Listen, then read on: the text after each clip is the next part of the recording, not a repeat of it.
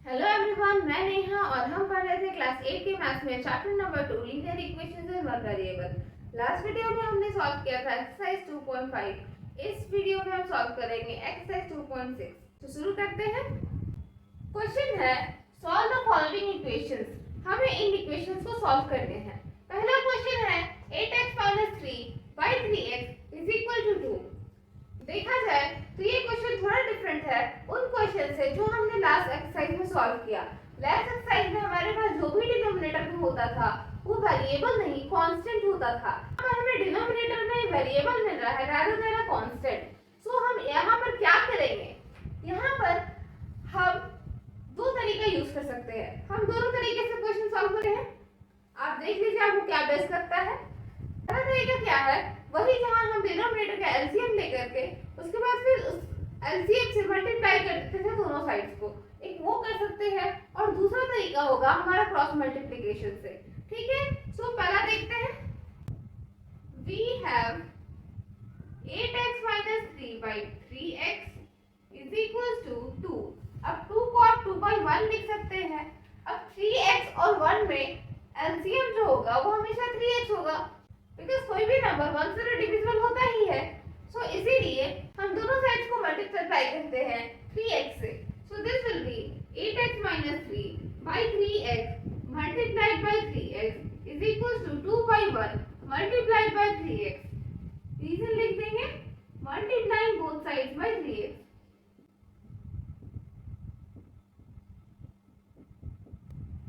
अब 3x इस side तो कैंसिल हो गया, ये हो गया 8x 3 is equals to 6x।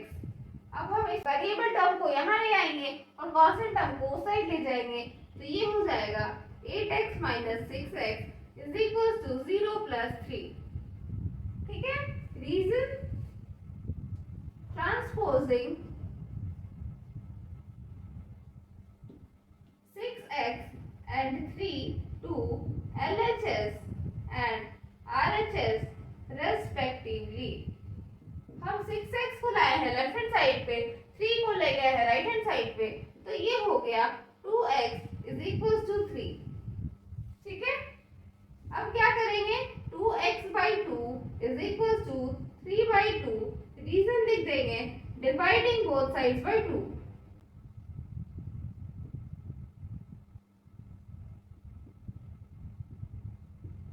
दोनों साइड्स को हम 2 से डिवाइड देते हैं, सो ये 2 cancel, so therefore x is equals to 3/2। ठीक है, अब देखते हैं दूसरा तरीका। दूसरा तरीका है 8x 3 is equals to 2/1। अब यहाँ पर हम करेंगे by cross multiplication. We have by cross multiplication we have, क्या होगा हमारे पास, 1 multiplied by 8x 3 is equals to 2 multiplied by 3x। ठीक है, तो ये हो जाएगा 8x 3 is equals to 6x। अब आप देखो ये वाला टर्म और ये वाला टर्म सेम हो गया, सो हम आगे वैसे ही प्रोसीड करेंगे। 8x 6x is equals to 0 plus 3। Reason दे देंगे, transposing 6x and 3 to LHS and RHS respectively। so ये हो जाएगा 2x is equals to 3, यानी 2x/2 is equals to 3/2। Reason दे देंगे, डिवाइडिंग बोथ साइड्स by 2।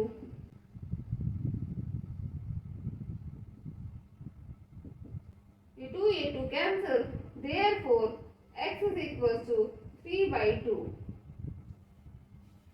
अब आप देखो यहाँ पर भी सेम आंसर है, यहाँ पर भी सेम आंसर है, तो कन्वीनियंट कौन सा पड़ता है। यहाँ पर आप देखोगे अगर तो ये तो एक सिंपल सा टर्म था, बट लेट्स से यहाँ पर हो गया 3x 7 और ये हो गया x। अब आप बताओ इन दोनों का एलसीएम आप कैसे निकालोगे। एलसीएम निकालना तो प्रॉब्लम हो जाएगा। सो इसीलिए ये वाला क्रॉस मल्टीप्लिकेशन वाला प्रोसेस हमें इजी पड़ता है और इसीलिए हम इसे सॉल्व करेंगे बाकी क्वेश्चन। सो देखते हैं नेक्स्ट क्वेश्चन। हम देखते हैं क्वेश्चन नंबर 2। क्वेश्चन है 9x by 7 - 6x is equals to 15।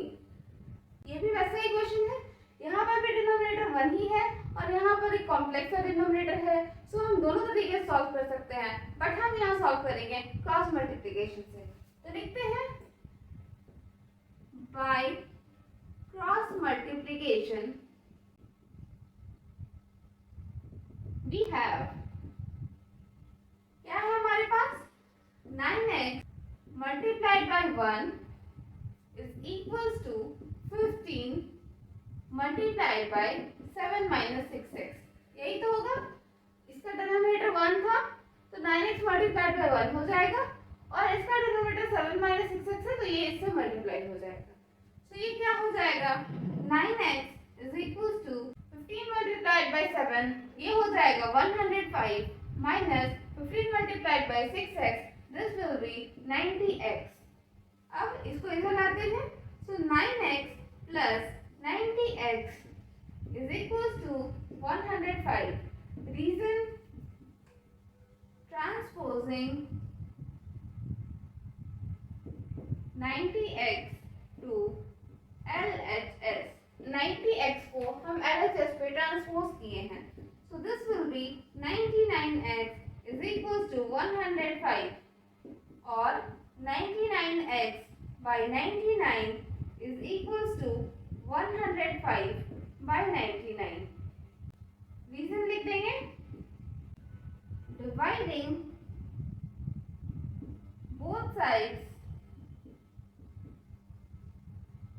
Bye 99। दोनों साइड्स को हम 99 से डिवाइड देते हैं। 99 99 कैंसिल हो जाएगा, ये 3 से कैंसिल हो जाएगा 33 टाइम्स में, ये 3 से कैंसिल हो जाएगा 35 टाइम्स में, यानी कि x is equals to 35 by 33 is our required solution। ठीक है। Question number 3। क्वेश्चन है z by z plus 15 is equals to 4 by 9। ये भी हम दोनों तरीके से बना सकते हैं, लेकिन हम बनाते हैं क्रॉस मल्टीप्लिकेशन से। तो ये होगा by cross multiplication we have, क्या है हमारे पास क्रॉस मल्टीप्लिकेशन से, this will be 9 multiplied by z is equals to 4 multiplied by z plus 15। ठीक है। तो ये हो जाएगा 9z is equals to 4z plus 4 multiplied by 15 हो जाएगा 60। Now 9z minus 4z is equals to 60। Reason दे देंगे, transposing 4z to LHS। 4z को हम LHS पे ट्रांसपोज करते हैं तो ये हो जाएगा 5z इज इक्वल्स टू 60, यानी कि 5z by 5 is equals to 60 by 5। Reason, dividing both sides by 5।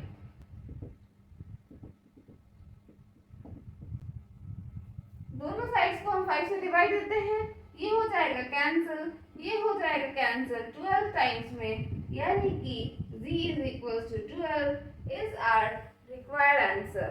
ठीक है। अब हम देखते हैं नेक्स्ट क्वेश्चन। हम देखते हैं क्वेश्चन नंबर 4। क्वेश्चन है 3y plus 4 by 2 minus 6y is equal to -2 by 5। ये भी हम दोनों तरीके से बना सकते हैं। हम बनाते हैं क्रॉस मल्टीप्लिकेशन से। By cross multiplication we have, क्या है हमारे पास क्रॉस मल्टीप्लिकेशन से, 5 मल्टीप्लाई हो जाएगा 3y प्लस 4 से, -2 मल्टीप्लाई हो जाएगा 2 माइनस 6 by y से। अब 5 multiplied by 3y is 15y plus 5 multiplied by 4 is 20, minus 2 multiplied by 2 is minus 4 and minus 2 multiplied by minus 6 is plus 12y। ठीक है। अब ये हो जाएगा 15y minus 12y is equals to minus 4 minus 20। Reason, transposing 12y and 20 to LHS and RHS respectively. 12y को हम LHS पे लाएंगे, 20 को हम RHS पे ले जाएंगे, तो ये हो जाएगा 3y is equals to -24. ठीक है, अब 3y by 3 is equals to -24 by 3. Reason क्या देंगे? Dividing both sides by 3. दोनों साइड्स को हमने 3 से डिवाइड किया, ये 3 कैंसिल, ये 3 24 से 8 टाइम्स में cancel, therefore y is equals to -8 is our required solution. अब हम देखते हैं नेक्स्ट क्वेश्चन. हम देखते हैं क्वेश्चन नंबर 5.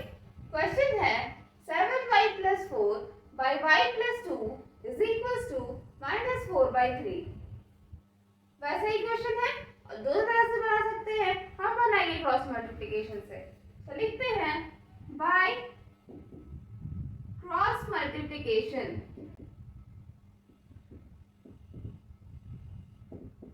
we have क्या है 3 multiplied by 7y plus 4 is equals to -4 multiplied by y plus 2. ये इससे मल्टीप्लाई हो जाएगा, ये इससे मल्टीप्लाई हो जाएगा, ये हो गया 21y plus 12 is equals to -4 multiplied by y -4y -4 multiplied by 2 -8. ठीक है, so this will be 21y plus 4y is equals to -8 -12. Reason दे देंगे transposing 4y and 12 to LHS and RHS respectively. ठीक है, 4y को हम इस side लाया है, 12 को हम उस साइड ले गए हैं, तो ये हो गया 25y is equals to -20. ये हो गया 25y by 25 is equals to -20 by 25. Reason? Dividing both sides by 25.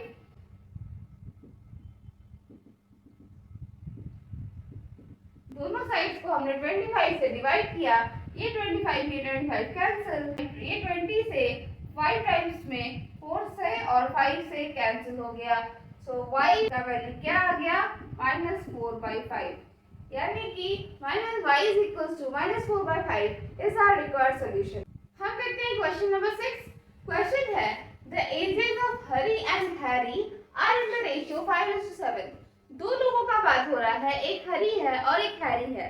दोनों का अभी का जो एज है उनका रेशियो 5:7 है. यानी कि हरी अगर 5 साल का है तो हैरी 7 साल का है, हैरी अगर 10 साल का है तो हैरी 14 साल का है. इस तरह से आप और भी नंबर सोच सकते हो. 4 years from now यानी कि 4 साल बाद the ratio of their ages will be 3:4. 4 साल बाद उनका जो एजेस होगा, यानी कि अभी से 4 साल वो लोग बढ़ेंगे तो 4 साल बाद उनका जो एजेस होगा उसका रेशियो 3:4 होगा. अब हमसे उनका प्रेजेंट एजेस पूछ लिया गया है. ठीक है, तो हम बनाते हैं ये क्वेश्चन. हम मानते हैं let the age of Hari is,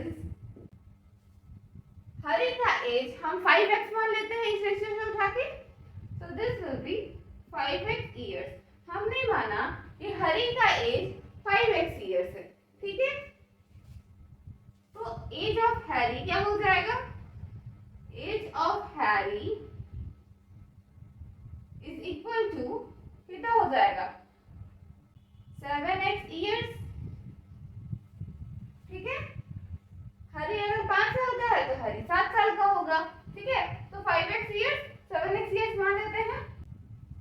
as of Hari after 4 years, 4 साल बाद हरी का एज क्या होगा? तो इसमें 4 साल बढ़ जाएगा। So this will be 5x plus 4 years. 5x plus 4 years होगा। Similarly, age of Harry after 4 years. 4 साल बाद हैरी का क्या एज होगा? इसका भी 4 साल बढ़ जाएगा। तो 7x plus 4 years हो जाएगा। ठीक है, अब हम निकालते हैं ratio of their ages. Ratio of their ages, इनके एजेस का रेशियो क्या है? Age of Harry by age of Harry. यही तो होगा ना रेशियो, हैरी का एज बाय हैरी का एज, यही होगा ratio. So this will be equal to 5x plus 4 by 7x plus 4, यही होगा। बट अकॉर्डिंग टू क्वेश्चन क्या है? क्वेश्चन के हिसाब से रेशियो ऑफ देयर एजेस क्या है?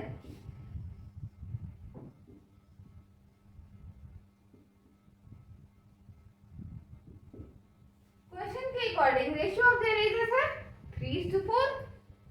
3:4 है, यानी कि 3/4 है। अब इस हिसाब से ये और ये बराबर होगा, बिकॉज दोनों ही 4 साल बाद किए हुए एज का कहानी है। So this will B 5x plus 4 by 7x plus 4 is equals to 3/4 होगा। अब क्या करते हैं हम? Bye cross multiplication. Bye cross multiplication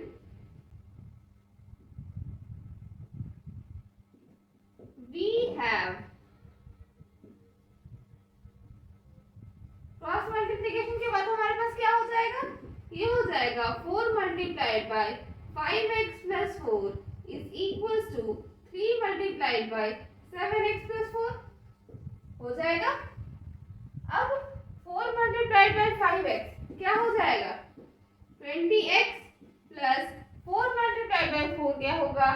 हो जाएगा 16 is equals to 3 multiplied by 7x हो जाएगा 21x और 3 multiplied by 4 हो जाएगा 12। ठीक है, सो ये हो जाएगा 20x minus 21x is equals to 12 minus 16। Reason क्या दे देंगे? Transposing 21x and 16 to LHS and RHS respectively। 21x को हम LHS में लाए हैं, 16 को हम RHS में ले गए हैं, तो ये हो जाता है -x is equals to -4। अब माइनस माइनस कैंसिल कर सकते हैं, या फिर आप दोनों साइड को -1 से मल्टीप्लाई कर सकते हैं। सो this will be x is equals to 4। ठीक है, अब x का वैल्यू 4 निकला है, बट हमसे तो उसका प्रेजेंटेजेस पूछा गया है, तो हम प्रेजेंटेजेस निकाल लेंगे। प्रेजेंट एज ऑफ हरी, हरी का क्या होगा प्रेजेंट एज? ये था 5x ईयर्स, तो x का वैल्यू हम पुट कर देंगे 4, तो ये हो जाएगा 5 multiplied by 4 ईयर्स, यानी कि हरी का एज है 20 ईयर्स। ठीक है, अब निकालते हैं प्रेजेंट एज ऑफ हैरी।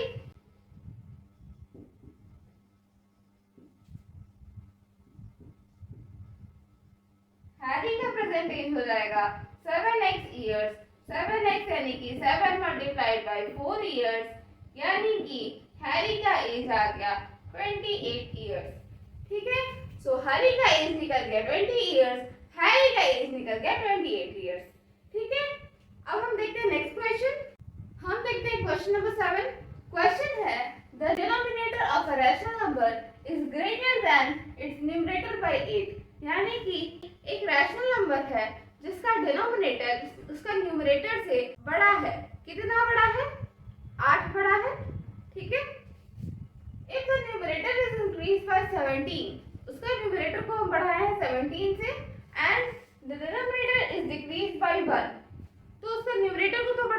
17 से डिनोमिनेटर को घटाए 1 से, so the number of 10 is 3/2 और इन दोनों को बढ़ाने घटाने के बाद जो नंबर मिला वो 3/2 था।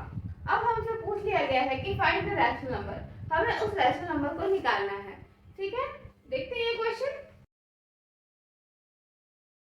हम मानते हैं न्यूमरेटर को x, let the numerator be x।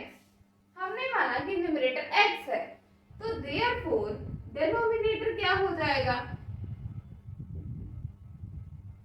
Denominator तो न्यूमरेटर से बड़ा है। कितना बड़ा है, 8 बड़ा है, सो हो जाएगा x + 8।